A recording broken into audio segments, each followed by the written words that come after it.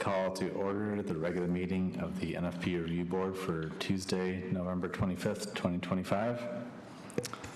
Nolan, will you please call the roll? Yeah. Hollander? Here. Fredrickson? Here. Rowe? Here. Mergia? Here. Martin? Here. Bassett? Here. Stemple? Can I get a motion to excuse absent members? So moved. Support. All right. All in favor say aye. Aye. Any opposed? All right, motion passes. Item B, adoption of the agenda. Can I get a motion to approve the agenda as presented? So moved. Support. All right. Can I get a all in favor say aye? Aye. Aye. Any opposed? All right, motion passes. Item C, approval of the minutes. Are there any amendments or comments related to the draft meeting minutes from October 28th, 2025 NFP meeting?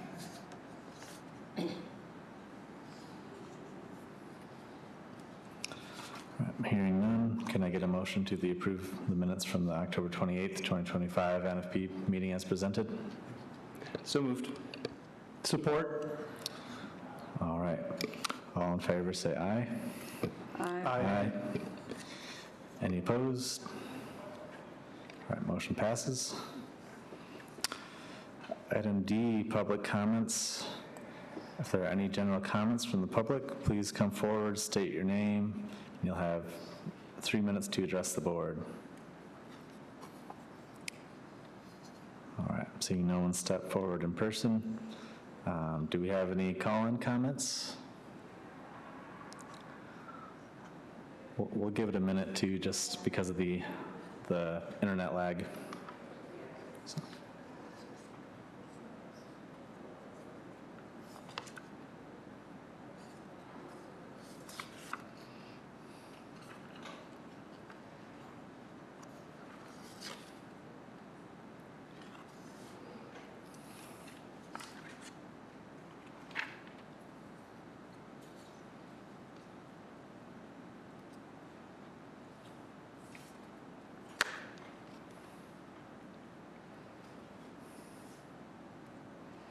All right, sounds like no call-in comments. Item E, board member comments. Is there any comments at this time about anything from any of the board members? Hearing none, moving on. Item F, new business, 1400 Harrison Street, the new wastewater treatment facility.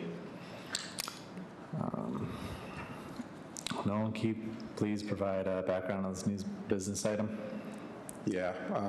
Before I get into the agenda report, Director Mergia, if you'd like to make an announcement related to the new business item.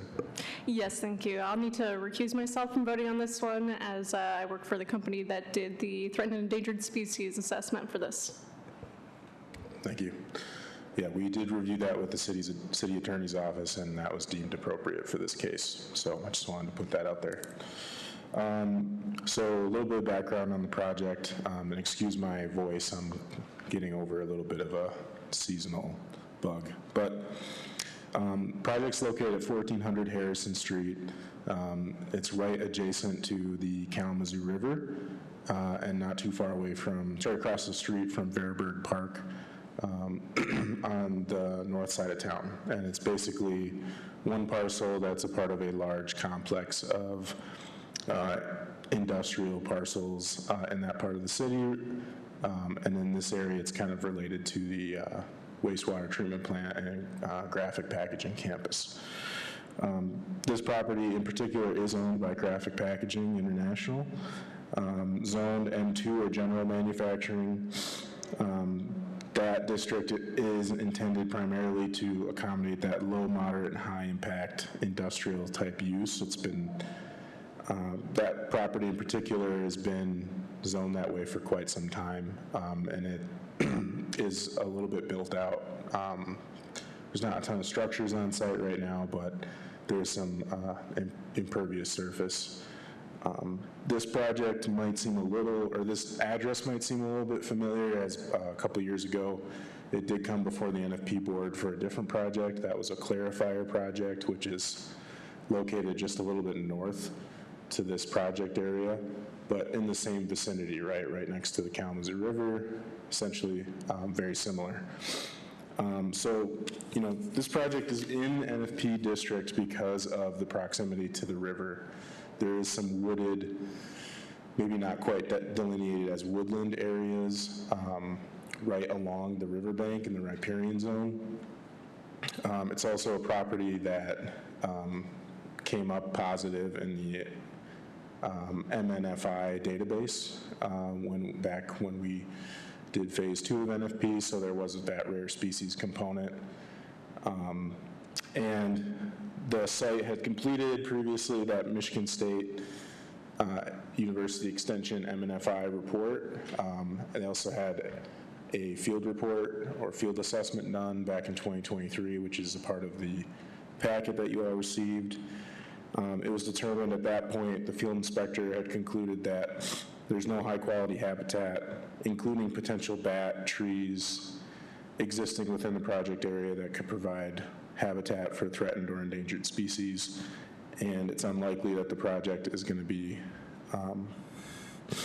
impacting or having an effect on any state or federally listed rare protected species. So again, this is from that 2023 project, but this is exactly in the same area. So again, I mentioned the woodland standard doesn't really apply in this case, and there's stands of trees right in the riparian zone, but the project is buffering itself, or the project area is outside of the zone of impact for those trees. It's probably about, I think it's 180 feet buffer between the riparian zone area and the project area. Due to the proximity to the Kalamazoo River and Verberg Park, which is a public park, this project required public notice. So kind of a different one. Usually the public notice component comes with a project that's coming before you for like a variance recommendation. In this case, it was triggered because of public water body, also public green space that's accessible. So, and then the water resources standard applies. So the minimum setback's 25 feet, and like I mentioned, they are meeting that requirement. They're outside of, they're actually well buffered from the river as it stands right now, as well as some of those trees.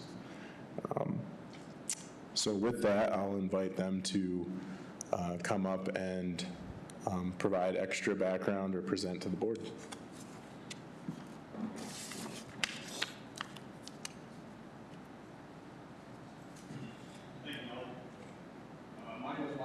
Hurley & Stewart. Also with me today from Hurley & Stewart is Lori Davis. She is our landscape architect, so she can answer any and all questions regarding the landscaping plan. And also with me today is Eddie Canales from Graphic Packaging, so he can give you guys a summary and some background info on the actual wastewater facility that we're proposing. So Nolan and I are going to try to tag team this while he is sharing the screen. That is a copy of our topographic survey. As Nolan mentioned, you can kind of see in the top right corner where that circle is, that was our O2 clarifier project that I believe we presented in 2023. Our project area is directly south of that. It is the same parcel, it's just a different project area. You can see in the northwest corner of that green space that Nolan was just kind of referencing, there's an existing bunker right there, and you can kind of see the two lines coming off the north side of that. There's an overhead conveyor that dumps plastics and paper products into this bunker that is eventually loaded into a truck and taken off-site. Currently, that's not covered. So one of our big focuses of this project is to prevent any of this plastic and paper material entering the Kalamazoo River, because as it is now, it ends up in that green space surrounding it, in the pavement surrounding that whole area, which ultimately gets into our storm system and outlets into the Kalamazoo River. Go ahead and skip to the next one. This is the cover sheet for our plans. So Hurley & Stewart is not actually the civil engineer for this project. It's contracted out through a company called Yates Engineering out of Birmingham, Alabama. So we are just kind of coordinating the whole process with the city and Graphic Packaging and Yates. So we can answer design questions, but maybe not to the fullest capability as some of the engineers could. And I think at this time I'll let Eddie come on up and just give a very brief summary of the actual facility being proposed. Hello. All right. Well, back in 2023, we started looking at the wastewater facility for graphic packaging. In particular, and starting some of these projects back there, it was to really enhance and ultimately improve what graphic packaging's been doing back there for wastewater treatment. And not just for our mill, but for also the city and residents around the surrounding area. Some of those improvements over time have been oxygen injection into the clarifier. That's really helped for the bacterial growth and other things that we've had problems with. We put an air scrubber. The air scrubber really helped clean up the air quality for H2S. And now we are working on this new wastewater treatment building that essentially will take all the plastics that are coming off of our reject lines and treating that and putting it into the bunker pad that we have existing out there. It'll consist of 3 main filtration parts. The main filtration is about 500 microns, so that's like equivalent to 0.5 millimeter for plastics. So it'll be a great improvement of what we're sending out currently to the city wastewater treatment center. And it will be a 98% reduction in plastics. This is a big one. So with that being said, the building itself is about 33,000 square feet, and we'll be planning to put it south of the bunker pad, and we'll have also future design to grab even more plastics with a dissolving air flotation units. That will be placed sometime in the next 2 years. So there's a lot of room for growth and a lot more room to really improve what we're doing out there and for everyone. So that's what I got to say.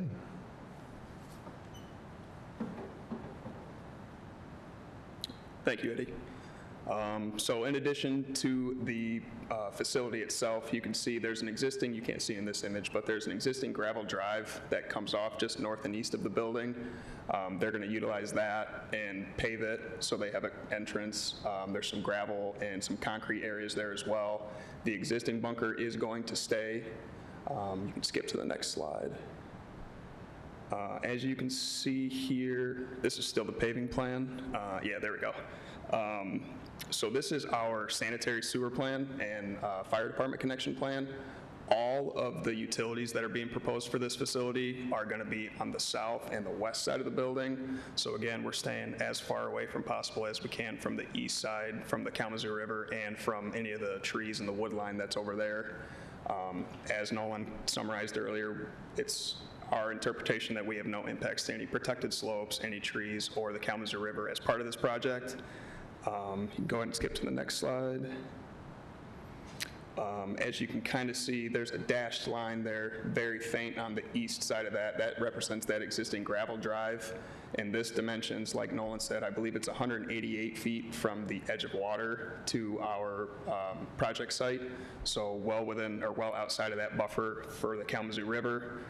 You can kind of see all these lines that angle to like a central location right there. We currently have, for the O2 injection project, a bay saver there to treat the stormwater. So currently we have this graded out as a swale that's going to collect all the storm and retain it and eventually outlet to that existing structure for it all to continue to be treated. Go ahead and skip to the next one. Again, there's not a lot of relevant information in here as far as natural features go, since there's not really any impact to natural features. This is our SCSC plan we put together, again, to prevent any erosion moving outside of our project area. Go ahead and skip to the next one. This is just our demo plan. Again, you can kind of see on the west side of our building is our proposed sanitary location. All of our water connection is going to happen out of Patterson from the south. Again, no impacts to anything east of that existing gravel drive or in any proximity to the river.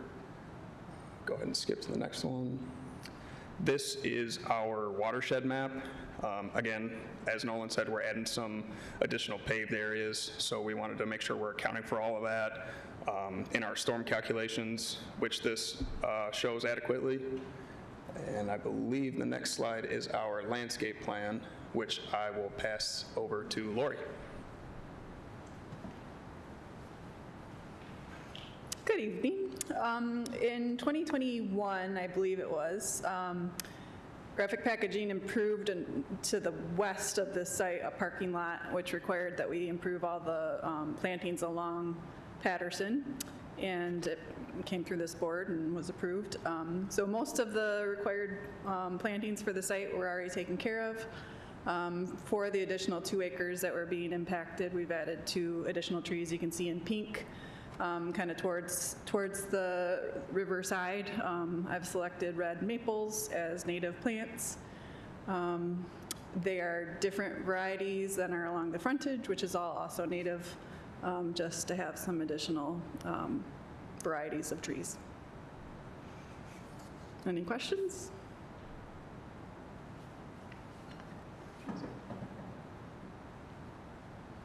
I believe that is the last slide that I have to present for you guys. The rest of everything I have in there is just copies of our NFP application, a couple of copies of the MNFI report and the ASTI reports that we had done in 2023. But I believe you guys have all accessed those and have reviewed those. So. Great, thank you. I'd like to take a moment for public comment, if there is any. If there's any in-person public comments, not seeing any.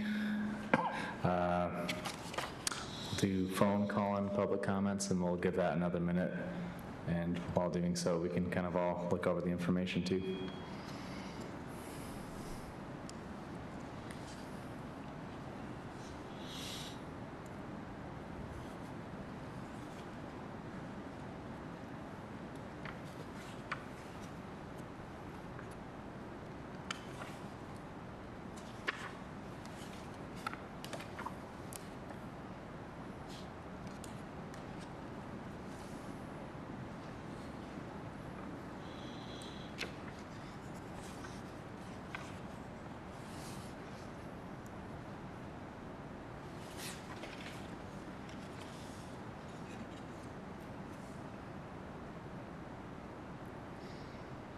All right, hearing no phone call-in comments, now we'll open it up for discussion and questions from board members.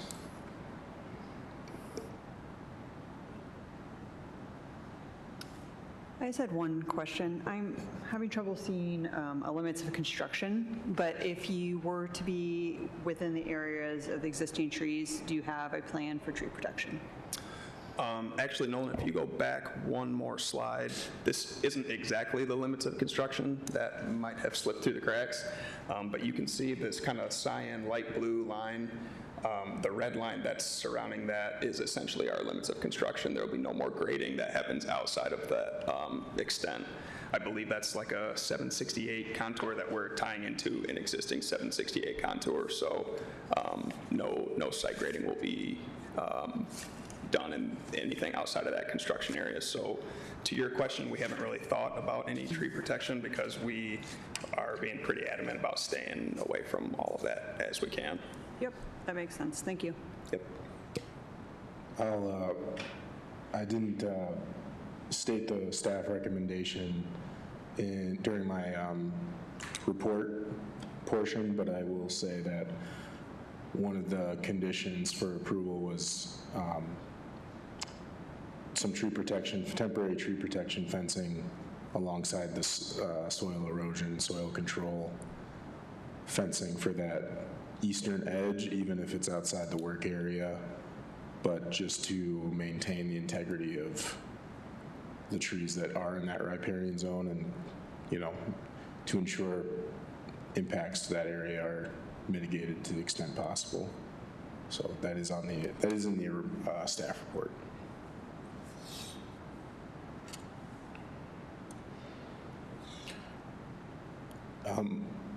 Lori, could you maybe speak to the landscaping plan, the seed mix? Yeah. Yeah, it's just a standard seed mix to restore the existing turf that's out there. It's not a high slope that we expect to erode at all, so just a standard seed mix that they'll be able to mow in the future.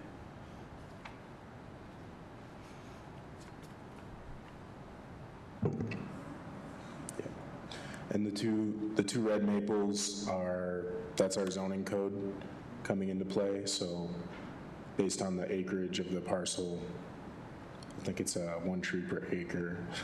So it's 2 acres, 2 trees. So that's why those are the additional plantings. But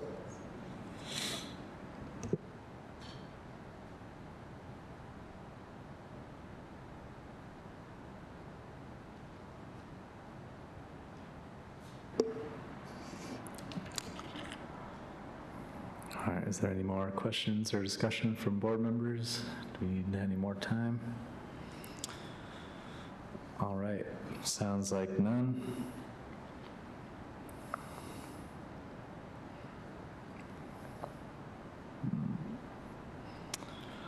Can I get a motion to approve the NFP site plan for 1400 Harrison Street wastewater treatment plan project conditioned upon full site plan approval from the city stormwater engineer, and addition of tree protection fencing for the stands of trees adjacent to the Kalamazoo River to be included on the SESC plans?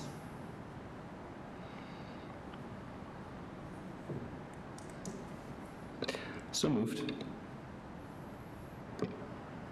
Support. All right. This one will need a roll call vote. Nolan, will you please call the roll? Hollander, Yes. Frederickson, Yes. Rowe, Yes. Mergia, Recused from the vote. that's right. That's good. That was a test. Excuse me. Martin, Yes. Bassett. Yes. All right, motion passes. Cool, thank you. Moving on to item G, unfinished business. It looks like there is none at this moment. Staff reports and updates. Imagine Kalamazoo 2035 presentation. Will we provide some background on this? Yeah. Kudos to Director Mergia for that catch. That's just me, creature of habit. Yeah, so, excuse me, gosh. I wanted to give a brief update on where we're at with Imagine Kalamazoo 2035, specifically the drafting of the strategic vision. So this is basically what we need first. These are like the pillars of the master plan.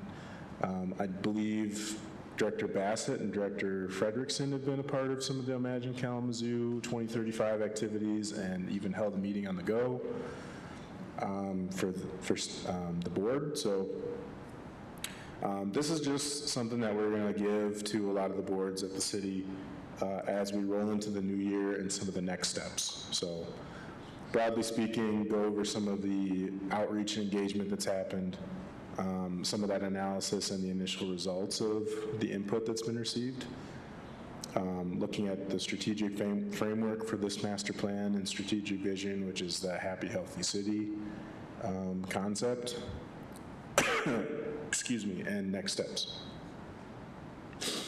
So, if we look at the broad term map, right now we're in between the plan it phase and the design it phase, and the design it phase is actually going to kick off in the new year.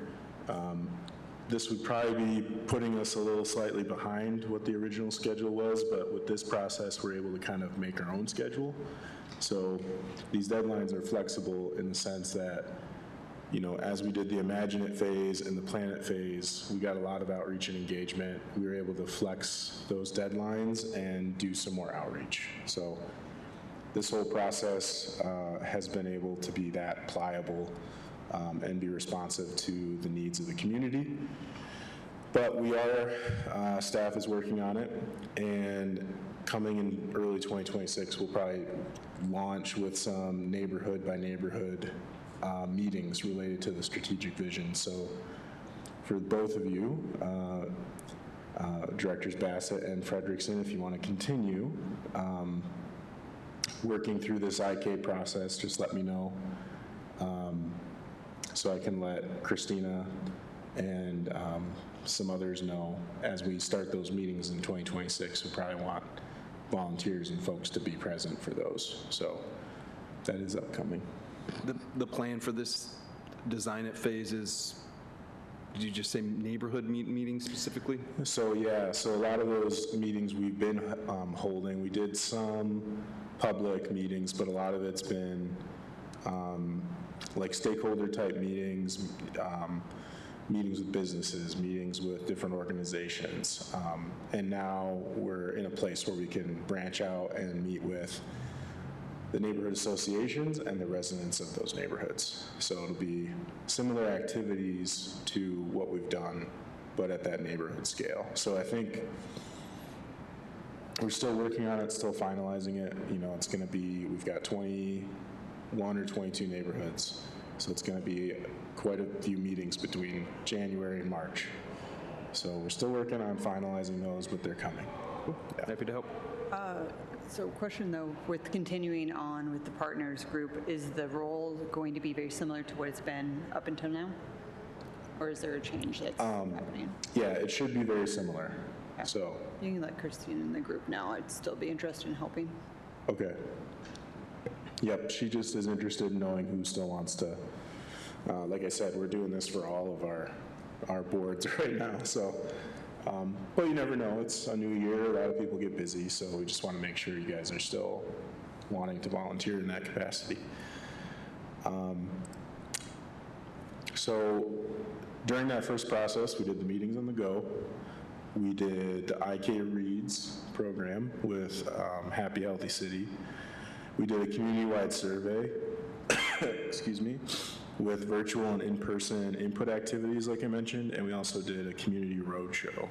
And for IK Reads, we had the author actually come to town and speak, which I thought was really interesting, kind of to have that chance for the community to interact with the person who wrote the book that they're joining us in reading. So, and just some of the high-level stuff that happened at the early phases. We did those 5 public meetings in March and April. We did some small group discussions focusing on the goals and outcomes for the strategic vision.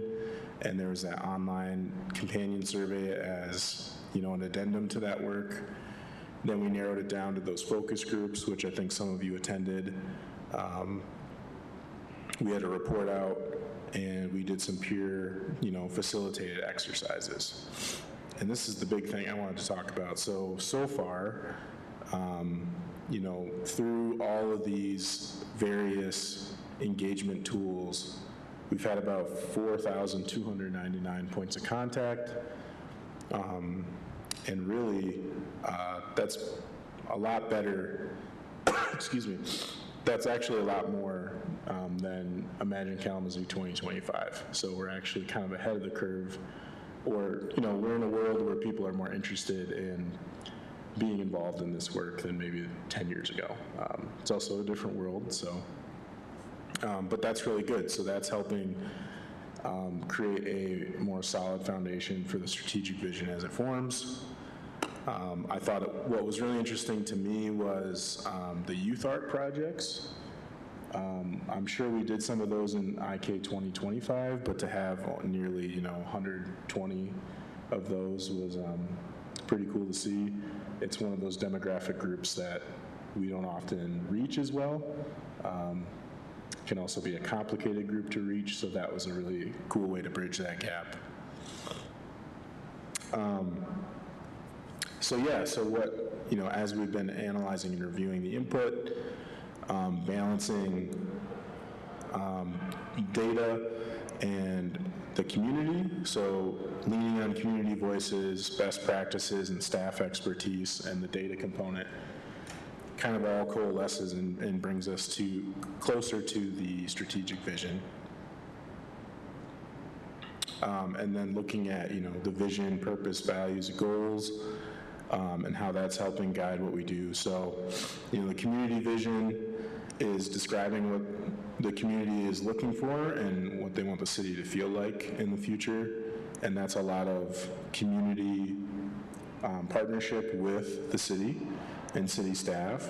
Then there's the organization's purpose, you know, like why are we doing what we're doing?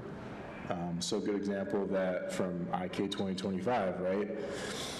We had the environmental responsibility pillar, or, you know, strategic vision goal, and NFP came out of that, right? So a lot of the reasons for why we're doing stuff today is really, really tied back to our strategic vision.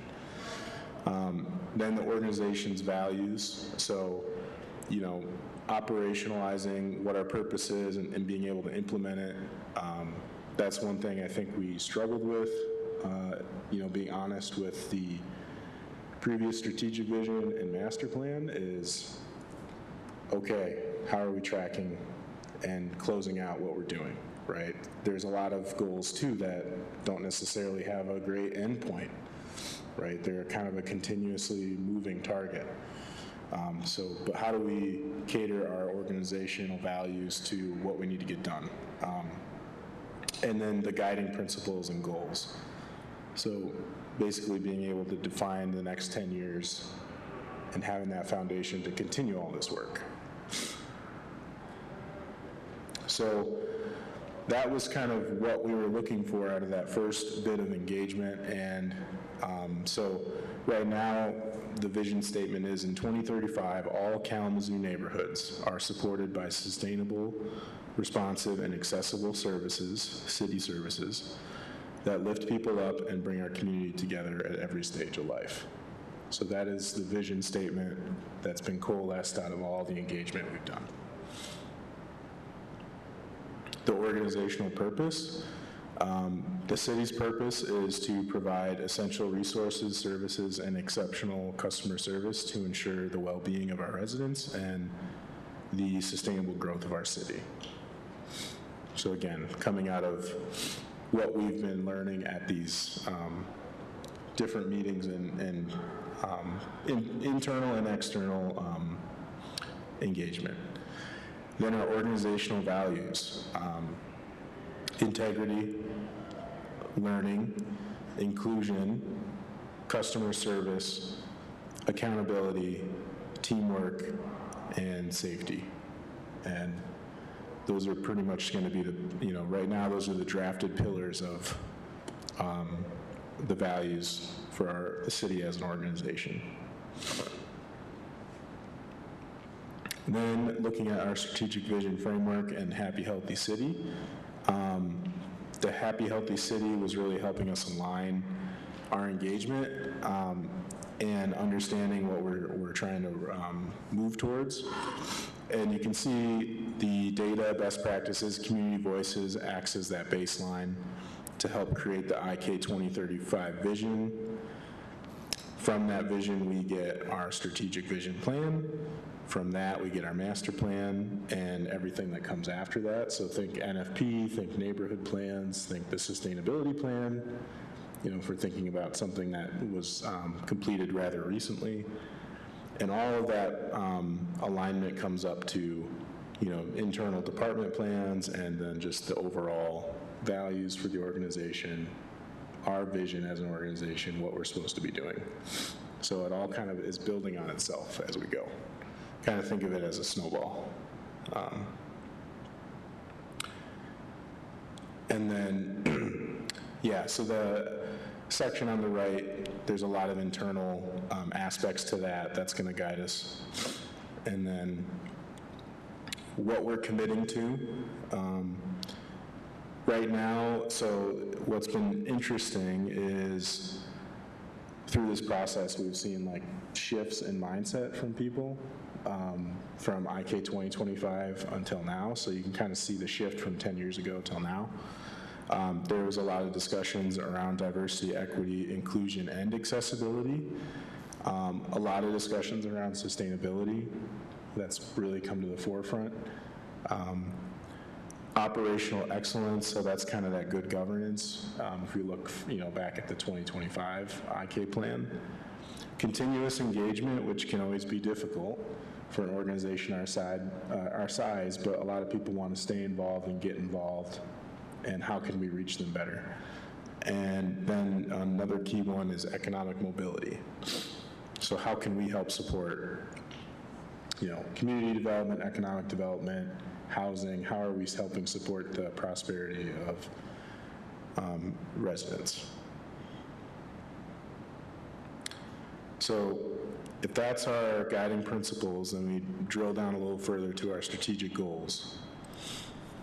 Out of these, we've got arts, culture, and placemaking, community trust and safety, economic vitality, effective city operations, the environment, housing, transportation, youth and family. So these are slightly different than what we currently have in our current strategic vision. They're slightly different, but they're, the core of it is still there. I think the two that I don't remember seeing before are the arts, culture, and placemaking, as well as youth and family, really taking a front and center focus. Transportation and the environment and housing, of course, are still big ones. So those were three really key big ones that we had even 10 years ago. So those are still front of people's minds. So how does this work when we go to adopt our strategic vision? You know, it goes to the city commission, or it will be going to the city commission, hopefully in the new year. Then they'll go to planning commission to do another presentation, and then hopefully looking at final approval in February. But again, this can be a little bit of a moving target, but this is what we're shooting for right now, is to have the strategic vision ready to go. You know, technically, we wanted to have it ready to go before 2026, but again, we pivoted a little bit and did some more work and are hoping to have it ready to go by February. Yeah, and then like I mentioned, so we've got a lot happening this winter. So I think we are actually up to 13 neighborhood meetings, and that's after combining some. So that's going to be over like 3 months, so it's going to be a busy 3 months. We'll have online activities. We're going to keep going on Imagine Kalamazoo Reads, and there'll still be focus group sessions. So for the folks on NFP that are going to volunteer, you'll probably be involved in some of those focus group sessions again, and probably get invited to some of the neighborhood meetings too.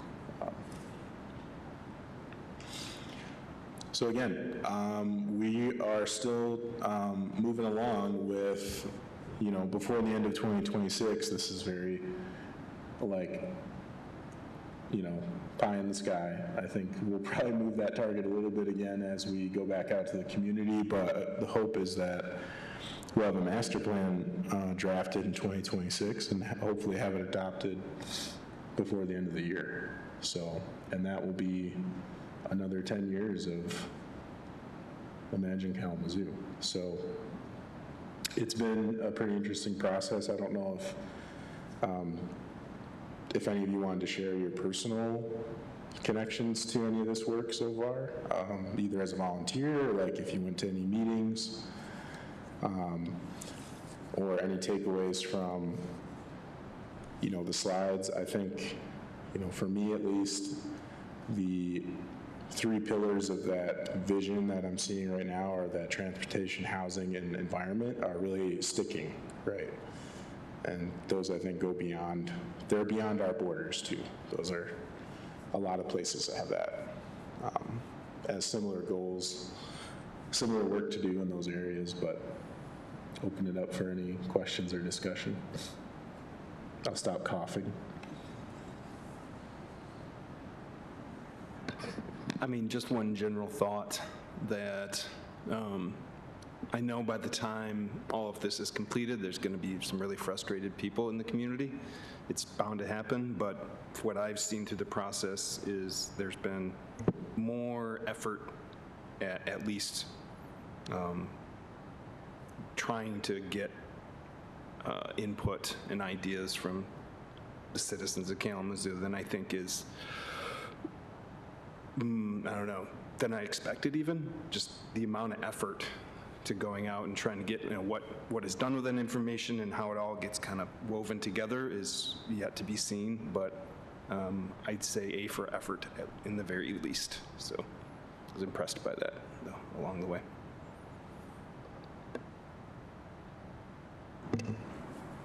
Yeah, I think we do our best with the engagement piece. You saw it in there.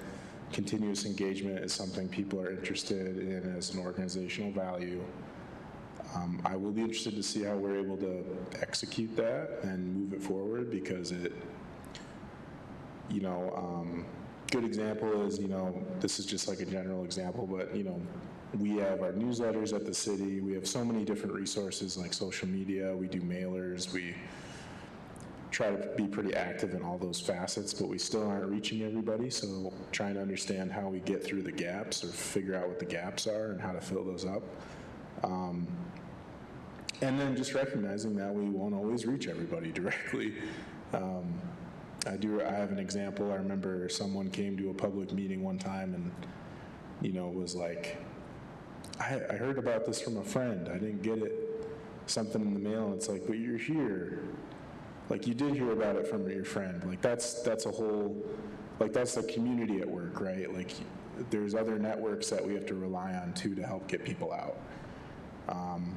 But, like, the prosperity piece, housing, transportation, there's a lot of people we can't reach because of factors that are sometimes outside our control, right? Like, economic factors, stresses on housing, our transportation system. Some of that we can work on locally, but how do we reach people that maybe don't have the time or resources to come and be a part of this stuff? That's the part that can be tough. So.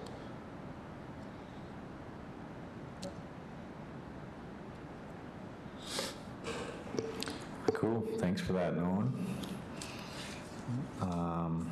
Are there any communications or announcements from staff or board members? Yeah, I have one announcement, and most of you know, but for the public, it should be posted now. We originally did not have a December meeting. We now have a special meeting in December, which is about 2 weeks away. So 2.5 weeks. So I appreciate those that provided their availability and were willing to do that. After this meeting, I'll start working on the next one, and then we'll let everybody loose for the holidays.